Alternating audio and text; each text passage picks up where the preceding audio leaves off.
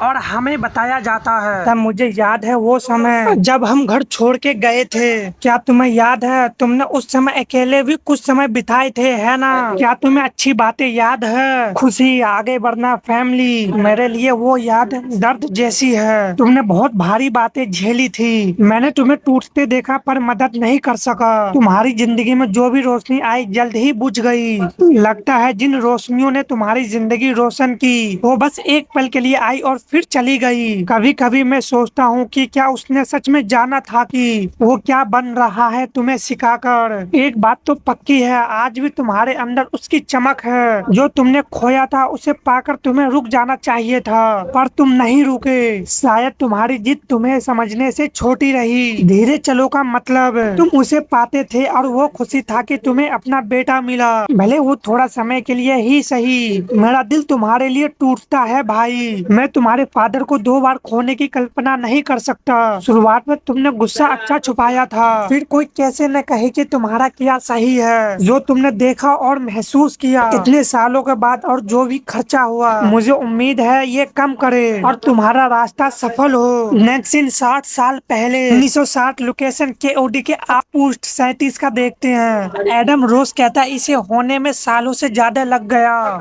मेरे ग्रैंडफादर ने चेतावनी दी थी, मैं उन्हें बेवकूफ समझा, पर देखो साथियों हम यहीं खड़े हैं। लेडीज एंड जेंटलमैन, ये हमारा पहला केस है, इसे कैसे संभालना है ये बहुत जरूरी है। और हम देखते हैं वहाँ पे और भी मेंबर होते हैं। 7 हेड हेनरी कहते हैं हमने जो कुछ भी किया उसके बाद ऐसा होना संभव नहीं है। 6 हेड हेलेना एफोलोस कहता है हमारे कामों से रुक जाना चाहिए था, लेकिन फिर भी हम यहाँ खड़े हैं। किस्मत कितना निर्दयी है। फोर्थ लॉर्ड गैब्रियल कहते हैं हमारा नन्हा बेटा गैलियाड भी तुमसे दुगना मर्द है मोटो। सेकंड लॉर्ड हेमेले जाइंट कहता है एडम रोज ये घटना तुम्हारी फैमिली की बनाई विरासत पर दाग बनाकर दर्ज होगी, क्या तुम इसे सही पाओगे? फर्स्ट हेड एडम रोज कहता है हेमल ऐसे महान लोग गिर पड़े। थर्ड हेड जून कहते हैं तुमने जो किया है उसका कीमत तुम्हें चुकाना होगा मोटो। अगर तुम्हारा झगड़ा KOD के साथ था तो इसे सुलझाने का और भी तरीके थे। फिफ्थ हेड मिथेल्डेड खामोश होते हैं और उसके सामने एक बंदा खड़ा होता है जो कहता है एट लॉर्ड गॉड टीयर मोटो कहते हैं तुम गलत हो जून, जो मैं चाहता हूँ उसे पाने का सिर्फ एक ही रास्ता है। रोज अपने सील को एक्टिवेट करते हुए कहता है और अपने हैंड मारना क्या ये सही तरीका था, क्योंकि अपने हैंड को बड़ी बेरहमी से जान से मार चुका होता है। मोटो कहता टीम मोटी अपनी जगह के लिए बहुत कमजोर था, मैंने उस पर एहसान किया जो उसे हटा दिया, इससे पहले कि वो देख पाता कि ये दुनिया सच में क्या कर सकती है। तुम्हें मेरा शुक्रिया कहना चाहिए। मासूम लोग अक्सर कुचले जाते हैं जब वो कीमियो और इंसान की चाहत असली सच्चाई से टकराते हैं। KOD ही ने प्रॉब्लम पैदा की थी, ये सोचकर कि स्पीसीज के बीच शांति हो सकती है। मैंने बस उसे नौजवान को नामुमकिन धोखे से बचा लिया। रोज कहता चुप रहो, तुम जैसे घटिया गॉड टीयर का घमंड अब और नहीं। हम सब तुम्हारी पावर जानते हैं। तुमने सियोडो को केवल इसलिए मारा ताकि उसका हुनर और वेपन छीन सको। तुम्हारा एक ऐसी स्किल से तुम किसी भी मारे गए इंसान की एबिलिटी कुछ समय के लिए अपनी बॉडी में अब्सॉर्ब कर लेते हो। टीमोटो सीडिया 8 हैंड के पास रियर एबिलिटी थी, नेचुरल एलिमेंट टैलेंट। तुमने अपने पास बहुत स्ट्रॉन्ग कार्ड रख ली जो ग्रेड 4 को हरा सकती है। तुम इसे अपनी बुरी योजना तक ले जाना चाहते हो मोटो। मोटो कहता है लोग कहते हैं रोज फैमिली को चकमा नहीं दिया जा सकता, वो हमेशा जीत जाते हैं। अगर तुम समझ गए हो तो जान लो KOD के सबसे स्ट्रॉन्ग लोग मुझसे लड़ने भेजना बेकार है, वो मारे जाएंगे। क्या तुम तैयार हो अपनी सील मुझ पे लगाने के लिए? रोज एडम रोज कहता तुम्हें मेरे सामने बोलने का कोई हक नहीं है मोटो। तुमने अपने हैंड को उसकी ताकत के लिए मार दिया, फिर भी उसने तुम्हें कमजोर कर दिया। मैं खुद तुम्हें मारना चाहूंगा, पर अगर मैंने अपनी सील तो शुरू कर दी आर्मी हमें कमजोर होते ही खत्म कर देगी। ओडेन जजमेंट के लिए बहुत ज्यादा एनर्जी चाहिए होती है। मोटो हंसते हुए कहता है तो तुम्हारी पसंद क्या है चेयरमैन? रोज भड़कते हुए कहता खामोश, चाहे मैं मरूं या कोई और फिर भी तुम मरोगे मोटो। क्या तुम खुद को कीमियो पे राज करने की काबिल समझते हो? क्या तुम सीधे फैसले कर पाओगे जो मैं रोज करता हूँ? क्या तुम अपने लोगों के लिए मरने के लिए तैयार हो? मोटू कहता बस बहुत हुआ। कीमियो स्पीसीज को दयालु राजा नहीं चाहिए, उसे एक निर्दयी शासक चाहिए। तुम्हारे नेतागिरी ने हमें दबा दिया है, मैं सत्ता ले लूंगा और एक नया सवेरे लाऊंगा। तभी वहाँ पर मास्टर लियो आते हैं। मोटू अपने मन में कहता है डैम इट, वो सच में आ गया। लियो थॉमस KOD के सबसे कीमती पर्सन पर्सन। कोई बात नहीं, मैं इतना बेवकूफ नहीं हूँ कि सोच लूँ मैं तुम्हें इसके बिना हरा सकता हूँ। टिमोथी की एबिलिटी के साथ तुम्हारी फिल्म अब बस चिंगारी भर है। तुमने बैकअप के लिए कॉल किया रोज?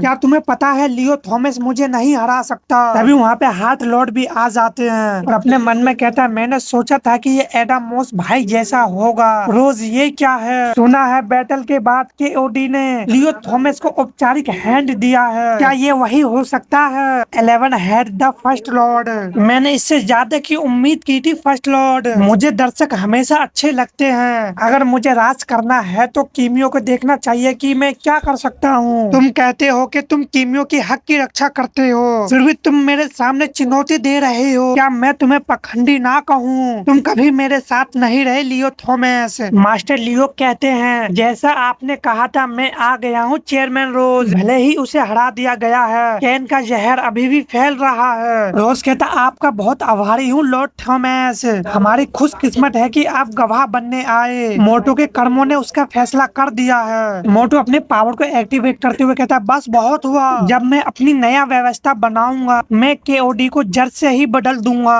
अब हम सिर्फ जिंदा रहने की कोशिश नहीं करेंगे बल्कि इस दुनिया को अपने लोगों के लिए बदल के राज करेंगे। तुम में से कौन मुझे मारने की कोशिश करेगा, केओडी या खुद लियो थॉमस? और हंसने लगता है। हार्ट लॉर्ड आगे बढ़ते हुए कहता है मैं करूंगा और अपने शॉट को निकालते हुए कहता है क्या इसे दोषी ठहराया गया है चेयरमैन? रोज कहता हाँ, जो भी इसके साथ है वो भी पनिशमेंट के हकदार है, जिससे मोटो तरफ के बंदे घबरा जाते हैं। रोज कहता बहुत ही अच्छे लॉर्ड हार्ट, अब वो आपके हाथों में है। मोटो काफी हैरानी से कहता लॉर्ड क्या? उसने क्या कहा? लॉर्ड हार्ट अपने शॉट को निकालता और अपने आंखों को खोलते हुए कहता है कोखू गेनमा, जिससे वहाँ पे पल पल लाइटिंग निकलने लगता है और एक हिल सा बन जाता है। तभी वो पूरी जगह बुरी तरह से क्रैश हो जाता है और मोटो पे मल्टीपल स्लैश लगता है और वो कहता है डैम इट।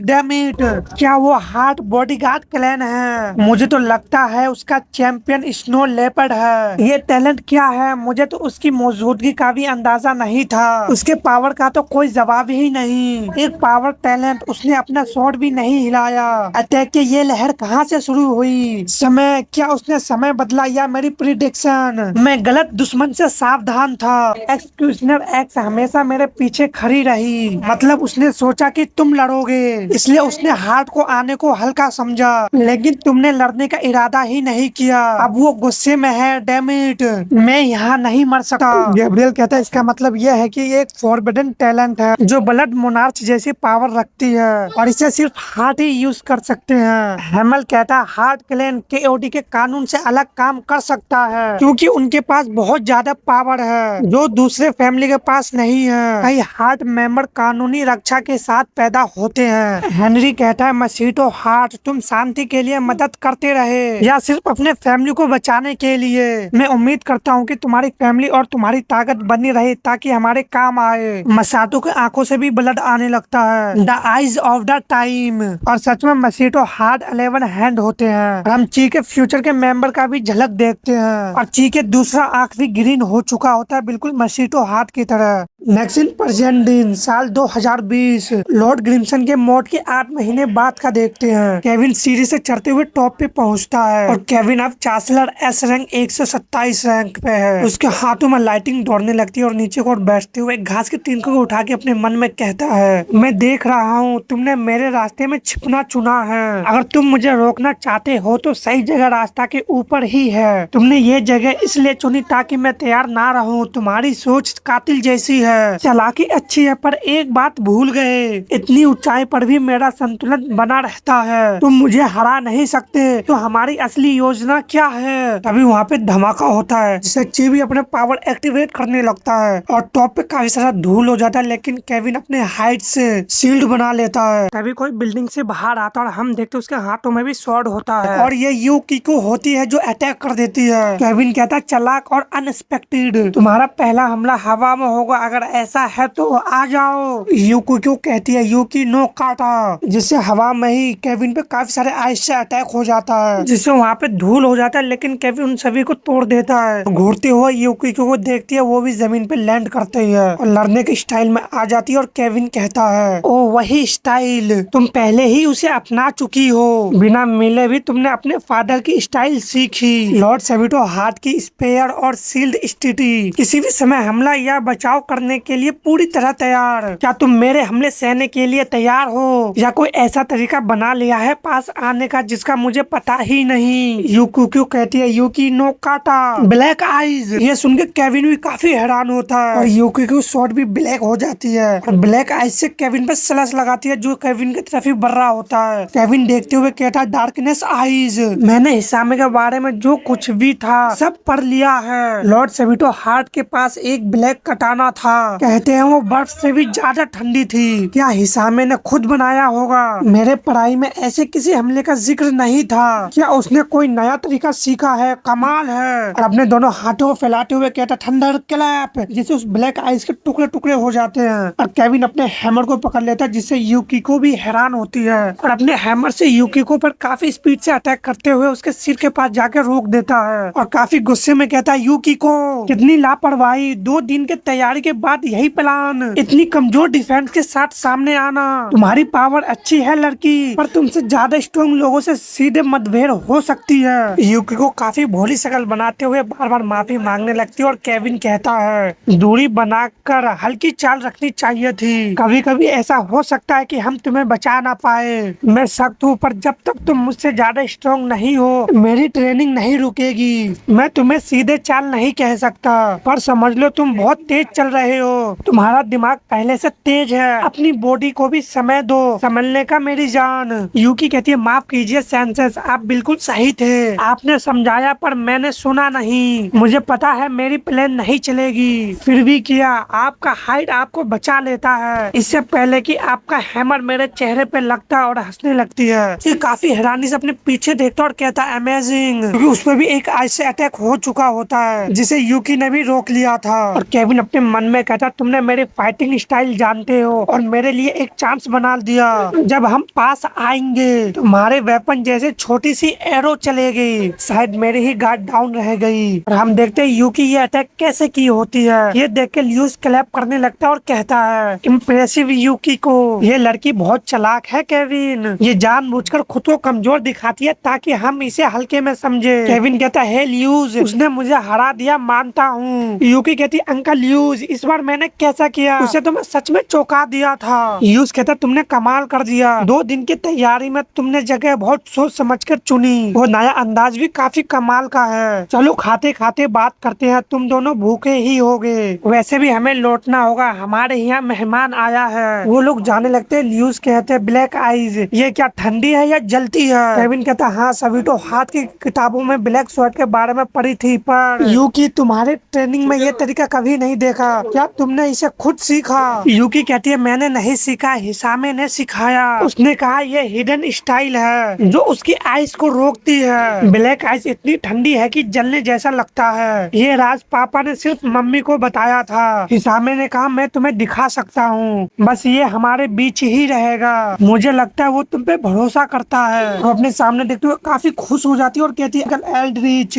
आंटी निको, वो तीनों भी इससे खुश होते हैं। यूज कहता, न्यू लुक काफी पसंद आया चेयरमैन। रोज हंसते हुए कहता, गुड मॉर्निंग सभी को। प्रिंस यूकी तुम बहुत अच्छी तरह से बढ़ रही हो, अब तुम लगभग 14 साल की हो गई होगी। हमने देखा तुम बहुत हुनर वाली हो और इसमें तुम्हारे अंकल का भी हाथ है। तुम सबका धन्यवाद, तुमने इसका अच्छे से ध्यान रखा, मैं तुम्हारा आभारी हूँ। एटो कहता, हम भी आपको थैंक्स कहते हैं चेयरमैन, ये सेफ जगह देखकर आपने हमें अपना टैलेंट सीखने का समय दिया, पर लगता है ये मुलाकात पहली जैसी नहीं है। रोज कहता, हाँ मिस्टर किंग, जैसा मैं एटो से कह रहा था, मेरा अचानक आने का बड़ा कारण है, हमें एक जरूरी बात करनी है। और एटो king hero of the Greenland war S rank 118 number पे है। रोज कहता, जैसा कि तुम जानते हो थैनाथोस टैलेंट लौट आया है और केओडी हमारे खिलाफ हमला करने की योजना बना रही है। हम पहले ही हर स्टेट के लीडर से मिले हैं, गॉड टियर ने अपनी राय दी है, लेकिन अब हमें सभी एस रैंक टीमियों को जानकारी देनी है। केओडी 2 दिन में हेडक्वार्टर में एक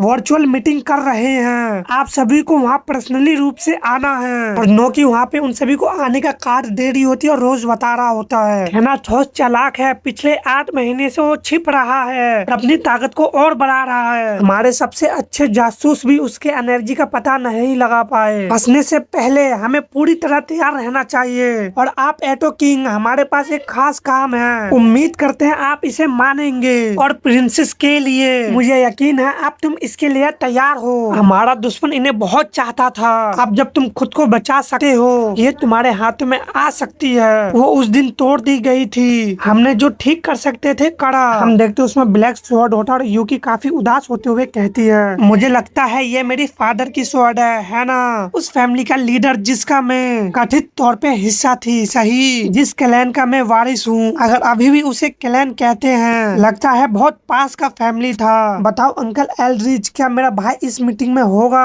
वो हफ्ते में कई बार मुझे कॉल करता है, लेकिन 8 महीने से उसका चेहरा नहीं देखा। लगता है वो हमारे पास ट्रेनिंग नहीं कर सकता। रोज कहता हाँ वो आएगा, कल हमने उससे बात की, वो पैनल में होगा। इलियोस टैलेंट का वेसल और थेनाथोस एडम को अकेले हराने की आखिरी पावर, उसकी ट्रेनिंग केओडी ने मंजूरी की है, इसलिए जगह छुपी हुई है। लेकिन मैं वार्निंग देता हूँ, वो अब वो भाई नहीं रहा जिसे तुम आखिरी बार देखा था। नेक्स्ट सीन एक दिन पहले का देखते हैं। लोकेशन मालकोस, जहाँ पे कोई टेलीपोर्ट होता है, और ये केओडी का सिक्योर लोकेशन #27 है, जहाँ पे नोकी, रोज और हानजीरो आते हैं। हानजीरो कहता है मालकोस नंबर 27 छिपा हुआ आइलैंड है, तो यही जगह है जहाँ तुमने उसे रहने दिया है एल्ड्रिच, एक सेफ जगह जहाँ कोई नहीं रहता, जो स्मोक से छुपा है। केओडी ने इस आइलैंड के लिए बहुत पैसे दिया। मैं हमेशा सोचता रहा आखिर एक वीरान जगह इंसानों के काम कैसे आएगी। रोज कहता है नंबर 27 हमारी सबसे बड़ी योजना में से एक है। हानजीरो वो छिप सकता है जब तक हमारी रक्षा के लिए तैयार नहीं हो जाता। इलियोस वेसल अब स्ट्रॉन्ग हो रहा है, मैं नहीं चाहता कि हमारे दुश्मन इसे देखे। किसी को भी इसके ग्रोह के बारे में पता नहीं चलना चाहिए। उसे सीक्रेट तरीके से ट्रेनिंग करने का ऑर्डर दिया गया है ताकि वो खुद को तैयार कर सके। मैंने ध्यान रखा है कि सिर्फ नोकी और मुझे ही इसका ठिकाना का पता हो। 1 महीने से उससे नहीं मिला, लगता है थेनाथोस उसे ढूंढने के लिए जासूस भेजे हैं। वो एक बड़ी सड़ी हुई कीड़ा है। हानजीरो कहता है हमें चिंता करना चाहिए सर, क्या ठिकाना फेल हो गया? रोज कहता नहीं, इस आइलैंड को पता नहीं लगाया जा सकता, इसे सिर्फ कोई गलती से ही ढूंढ सकता है। ये जासूस महीने से पानी ढूंढ रहे होंगे, मुझे नहीं लगता कि उसे जो मिला उसके लिए वो तैयार थे। अगर वो वापस नहीं लौटते तो थेनाथोस को नंबर 27 का ठिकाना पता नहीं चलेगा। नोकी काफी हैरानी से कहती है चेयरमैन देखिए, और अपने आप को बचा रही होती है। वो सारे राशन गिन गिन के रख रहा है जो हमने भेजे थे। लगता है तारीख और कैलोरीज का हिसाब से अलग अलग है। रेगिस्तान में अकेले रहने वाले के लिए ये किसी बहुत व्यवस्थित है। रोज कहता तुम दोनों ने अभी तक कुछ भी नहीं देखा है, मैं अक्सर उससे मिलता था इसलिए ये सब कुछ हैरान नहीं करता। वो एक डिसिप्लिन बच्चा है और मैंने उसे बताया है कि थेनाथोस के हमले के लिए हमेशा तैयार रहनी जरूरी है, लेकिन ट्रेनिंग के बीच उसे अपनी असली मकसद को भी याद रखनी चाहिए। जिन्हें बहुत पावर दी गई है उन्हें खुद को संभालने रखने के लिए कुछ इम्पोर्टेंट चीज की परवाह करनी चाहिए। हानजीरो अपने सामने देख के कहता पूरा काम करने वाला, खुद चलने वाला निगरानी कैमरा, और वो भी रेगिस्तान में। क्या उसने ये सारे पार्ट्स खुद मंगाए थे? रोज कहता हाँ उसने ये जगह खुद बनाई है, भले ही वो अकेला है फिर भी वो अपने दोस्तों पे नजर रखता है। हानजीरो कहता समझा, आदमियों को दोस्त नहीं दिया जा सकता। अगर थेनाथोस आजाद है तो मैं भी अपने फैमिली का ख्याल रखता। शायद हमें जितनी मदद मिल सके उतनी चाहिए, है ना चेयरमैन? तभी उन दोनों पे जबरदस्त प्रेशर पड़ता है। ची कहता अंकल, जिससे वो सभी अपने ऊपर की ओर देखते हैं। रोज कहता प्रिंस हार्ट अपने मन में कहता है डैम इट, मैं हिल नहीं सकता, तुम पूरे समय हमें देख रहे थे, तुमने 30 राउंडिंग सीख ली। लियो के इसमें सालों लगे लेकिन तुमने महीनों में कर दिखाया। और हम देखते ची काफी बैडस लुक में बैठा होता है, रोज अपने मन में कह रहा होता है जैसे ही तुमने अपनी मौजूदगी दिखाई तुम उसके भारीपन को छुपा नहीं पाए। बहुत कम कीमियो होते जिसकी एनर्जी इतनी ज्यादा होती है कि उसका असर सच में भारीपन महसूस होता है, और मैं उनमें से ठीक 10 को जानता हूँ। तुम क्या बन रहे हो लॉर्ड हार्ट?